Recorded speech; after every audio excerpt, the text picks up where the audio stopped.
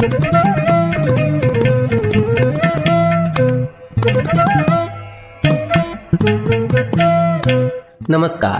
Radio रिमझिम से प्रस्तुत है स्थानीय हालचाल। पहले मुख्य हालचाल। क्वारंटाइन सेंटर पर गड़बड़ी की शिकायत पाए जाने पर संबंधित सेंटर के प्रभारी व नोडल पदाधिकारी के विरुद्ध कार्रवाई होगी। प्रवासी मजदूरों को उनके गृह जिले में भेजने के लिए गोपालगंज से चलाई जाएगी ट्रेन।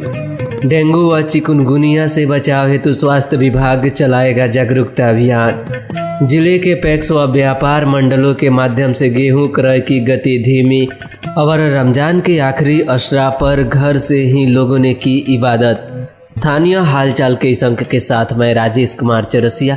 अब हालचाल विस्तार से।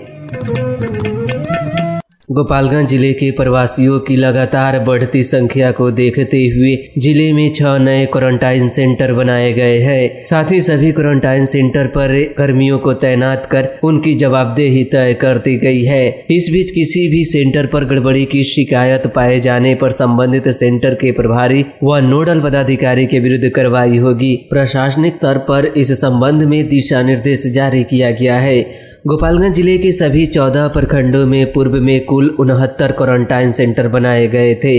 इन सेंटर पर प्रवासियों की संख्या में लगातार बढ़ोतरी को देखते हुए जिले में 6 नए क्वारंटाइन सेंटर बनाने तथा वहां बेड सहित अन्य सुविधा उपलब्धता का निर्देश जारी किया गया है। प्रशासन ने सभी क्वारंटाइन सेंटर पर आने वाले प्रवासियों को रखने के पूर्व उनका रजिस्ट्रेशन कराने का निर्देश दिया है। साथ ही यहां रहने वाले लोगों की स्क्रीनिंग भी की जाएगी। दोनों प्रक्रिया पूरी होने के बाद ही क्वारंटाइन पर आने वाले लोगों को कमरा व बेड आवंटित किया जाएगा। इसके तहत नोडल पदाधिकारी सीओ से समन्वय स्थापित कर प्रवासियों के लिए नाश्ता, भोजन, बिजली, शुद्ध पेयजल, शौचालय, बेड व साफ सफाई की व्यवस्था सुनिश्चित करेंगे। जबकि नोडल पदाधिकारी गतिविधियों का निरीक्षण कर फिजिकल डिस्टेंसिंग और कोविड-19 को लेकर भारत सरकार द्वारा जारी सभी दिशा निर्देशों का अनुपालन कराना सुनिश्चित करेंगे।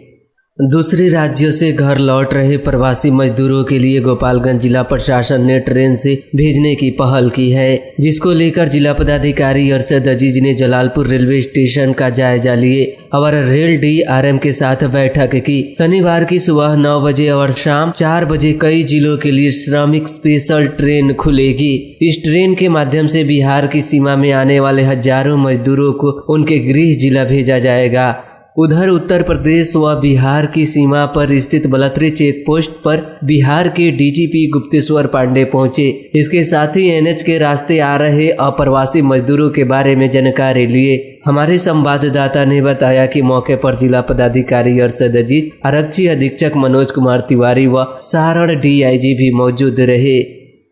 कोरोना संक्रमण के बीच स्वास्थ्य विभाग डेंगू से बचाव को लेकर पूरे जिले में जागरूकता अभियान चलाएगा। वहीं अभियान के दौरान विभाग कोई भी रैली आयोजित नहीं करेगा। विभाग ने इस बार सोशल मीडिया पर अधिक से अधिक लोगों को बीमारी से बचाव के प्रति जागरूक करेगा। Civil surgeon doctor TN Singh ने बताया कि 16 मई को राष्ट्रीय डेंगू दिवस के मौके पर इस कार्यक्रम की शुरुआत की जाएगी। उन्होंने बताया कि बरसात शुरू होते ही मच्छर जनित रोगों जैसे डेंगू एवं चिकुनगुनिया का खतरा देखते हुए लोगों को बचने के लिए स्वास्थ्य विभाग ने तैयारी की है। उन्होंने बताया कि डेंगू व चिकुनगुनिया की बीमारी संक्रमित एडिस मच्छर के काटने से होती है। यह मच्छर दिन में काटता है एवं स्थिर पानी में पनपता है। डेंगू का असर शरीर में 3 से 9 दिनों तक रहता है, वहीं चिकुनगुनिया का असर शरीर में 3 माह तक रहता है। गंभीर स्थिति में यह 6 माह तक रह सकती है। डेंगू एवं चिकुनगुनिया का लक्षण तकरीबन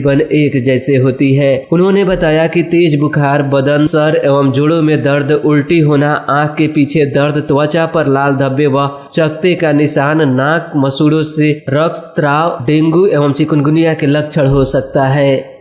गोपालगंज जिले के तमाम पैक्सों व व्यापार मंडलों के माध्यम से गेहूं क्रय की व्यवस्था प्रारंभ की गई। प्रशासनिक स्तर पर दिए गए तमाम निर्देशों के बावजूद एक पखवाड़े का समय गुजरने के बाद 204 मीट्रिक टन ही गेहूं का क्रय हो सका है। अप्रैल के मध्य में सरकार ने गेहूं की कटाई का प्रारंभ होने के साथ ही पैक्स व व्यापार मंडलों को गेहूं क्रय का आदेश जारी किया। जिला स्तर पर धान का ही क्रय कार्य चल रहा था। सरकार के निर्देश के बाद जिले में 176 पैक्स व व्यापार मंडल गेहूं क्रय की दिशा में सक्रिय हुई, लेकिन धरातल पर पैक्स व व्यापार मंडल गेहूं क्रय करने में सक्रिय नहीं है। करीब 20 दिन की अवधि बीतने के बावजूद जिले में अब तक मात्र 7 पैक्स व व्यापार मंडलों ने ही गेहूं का क्रय प्रारंभ किया है। जिला सहकारिता पदाधिकारी राम नरेश पांडे ने बताया कि जिले के 176 पैक्स व व्यापार मंडलों को गेहूं क्रय का निर्देश दिया गया है। अब तक गेहूं क्रय गति नहीं पकड़ने को देखते हुए इस कार्य में तेजी लाने को कहा गया है ताकि लक्ष्य को प्राप्त किया जा सके।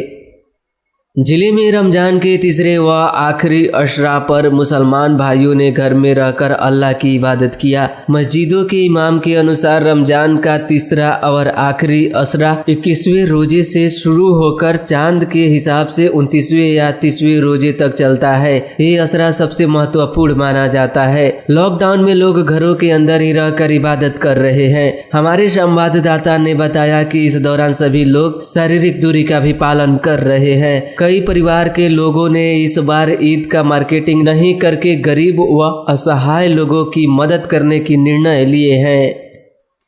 स्थानीय हालचाल आप रेडियो रिमझिम से सुन रहे हैं। कृषि विज्ञान केंद्र सिपाया के वरिष्ठ कृषि वैज्ञानिक डॉक्टर मोहम्मद साजिद हुसैन ने किसानों को सलाह दिया है कि पारंपरिक रोपनी विधि की धान की रोपाई छोड़कर सीधी विधि से धान की बुआई करनी चाहिए। इस विधि से धान की खेती करने पर लागत बेहद कम और उत्पादन ज्यादा होगा। उन्होंने बताया कि आमतौर पर किसान रोपनी की विधि से ही धान की खेती करते हैं, लेकिन वर्षा कम होने या समय पर बरसात नहीं होने के कारण धान की रोपाई समय से नहीं हो पाती है। ऐसी स्थिति को देखते हुए किसानों को धान की सीधी बुआई करनी चाहिए। धान की सीधी बुआई संसाधन संरक्षित खेती की एक तकनीक है। उन्होंने कहा कि 15 जून से 10 जुलाई तक सीधी विधि से धान की बुआई करने के लिए उपयुक्त समय है। जादवपुर थाना क्षेत्र के हरिहरपुर गांव की जमीनी विवाद की घटना में एक वृद्ध की मौत होने की सूचना है। वहीं इस दौरान 3 लोग घायल बताए गए हैं, जिनका इलाज सदर अस्पताल में चल रहा है। जादवपुर थाना अध्यक्ष ने जानकारी दी है कि इस मामले को लेकर 3 लोगों को गिरफ्तार किया गया है। जयप्रकाश विश्वविद्यालय के छपरा, सिवान एवं गोपालगंज के अंगीभूत व संबंध कॉलेजों में गुरुवार से कार्य शुरू हो गया। कॉलेज में शिक्षा विभाग के निर्देश पर 33% शिक्षकेतर कर्मी काम पर आए। कॉलेज करीब 1.5 महीने के बाद खुलने से कॉलेज के प्रशासनिक भवन को साफ सुथरा कराया गया और कर्मी कार्य प्रारंभ किए। हालांकि कॉलेज में रूटीन वर्क किया जाएगा। कोरोना संक्रमण को लेकर छात्र छात्राओं को कॉलेज में प्रवेश पूरी तरह से बंद रहे। और अब आज के मौसम के तापमान न्यूनतम 24 डिग्री सेल्सियस और अधिकतम 35 डिग्री सेल्सियस रहने की संभावना है। अंत में मुख्य हालचाल एक बार फिर। क्वारंटाइन सेंटर पर गड़बड़ी की शिकायत पाए जाने पर संबंधित सेंटर के प्रभारी व नोडल पदाधिकारी के विरुद्ध कार्रवाई होगी। प्रवासी मजदूरों को उनके गृह जिले में भेजने के लिए गोपालगंज से चलाई जाएगी ट्रेन। डेंगू व चिकुनगुनिया से बचाव हेतु स्वास्थ्य विभाग चलाएगा जागरूकता अभियान। जिले के पैक्स व व्यापार मंडलों के माध्यम से गेहूं क्रय की गति धीमी।